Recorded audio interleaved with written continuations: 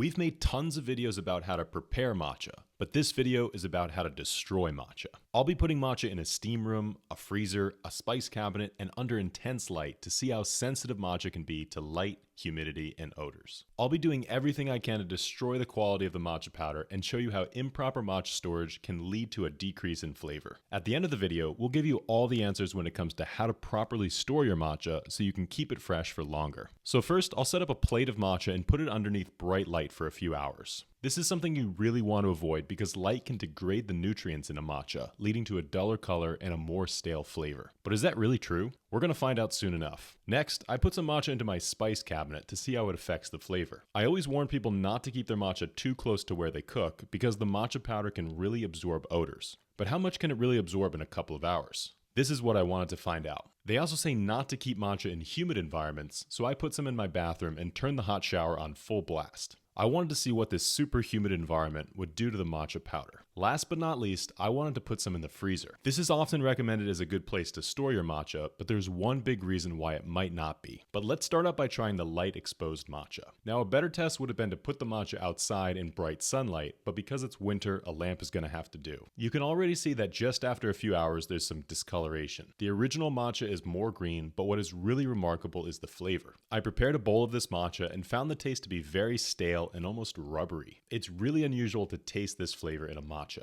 I've been drinking this one for quite some time now and I've never experienced this, so it must be because of the light. Normally, the Osado Okumidori has a delicious smooth flavor with notes of kinako or roasted soybean flour. If you want to experience this incredible matcha for yourself, you can find it on our website, neoteas.com. Just make sure to keep it away from the light and you'll love it. We're going to give that other matcha a little more time in the shower, but while we wait, let's open up that spice cabinet. So you can't notice anything just by looking at the matcha, but the aroma and flavor is a different story. I smelled this tin and immediately got a whiff of cumin. When I whisked the matcha up and gave it a taste, I couldn't put my finger on the exact spice, but there was definitely something funky going on. If you're trying to find the tasting notes in a matcha and cumin keeps coming to mind, you may be storing your matcha improperly. Just a few hours in the spice cabinet was enough to alter the flavor of this matcha, so I can only imagine what a few weeks would do. This is a good lesson to keep your matcha in a separate cabinet from your spices. It can really absorb odors fast. So now we'll take out that matcha from the steam room and see how it looks. You can see the condensation around the side, but the whole pile of matcha is clearly damp. It clumps together into a sheet and it really doesn't feel like a fine powder anymore. Normally what I would do to remove the clumps in a matcha is to use a tea strainer and push the matcha through. This matcha powder is actually so far gone that you can barely sift it. The powder clogs up the strainer and you lose a lot of powder in the process. When I prepared the matcha and drank it, the flavor was really lackluster. My theory is that the hot, damp air almost brewed the tea and extracted its flavor before I even got to drink it. The taste was really weak and watery. Humidity can also accelerate the degradation of essential nutrients in matcha, such as catechins and vitamins, reducing its health benefits. If you have too much humidity in your matcha, it can also increase the risk of it spoiling. So you're probably thinking that to keep your matcha away from light, heat, humidity, and odors, you can just put it in the freezer, right?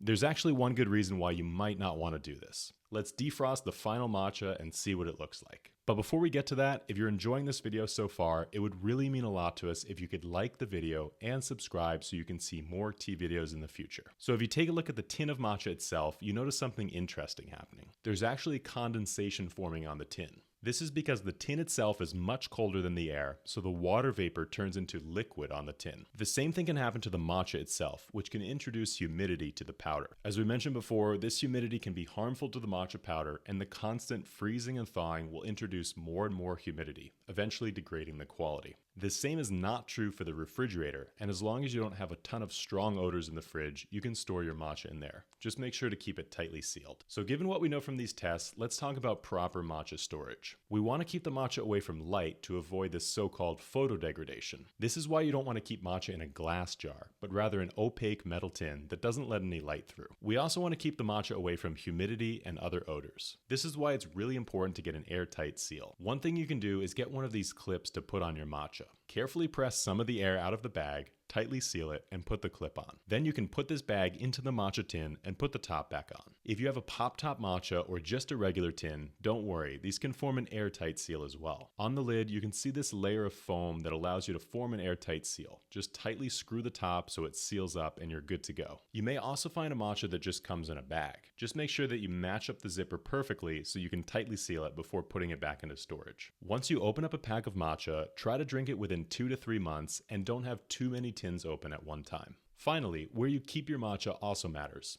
Don't keep it in a damp or hot environment, and definitely don't keep it in your spice cabinet unless you want a little extra seasoning. You should probably keep it away from your kitchen in general, because if you do a lot of cooking with a pan, this introduces heat, humidity, and odors into the air, which can all degrade the quality of the matcha powder. If you follow these matcha storage tips, you should be able to keep your matcha fresh and flavorful for a long time. And if you're looking to try some great matcha tea, we have a wonderful assortment at neoteas.com. After traveling all around Japan for the past few years, we've met with dozens of farmers and sampled hundreds of different types of matcha. We've ultimately selected a small list of our favorites, and we're happy to share them with all of you. We even offer some matcha samplers so you can try all the different matcha teas at once and see which one is your favorite. If you have any questions about matcha storage or matcha in general, please feel free to leave them in the comments below. Until then, we'll see you next time.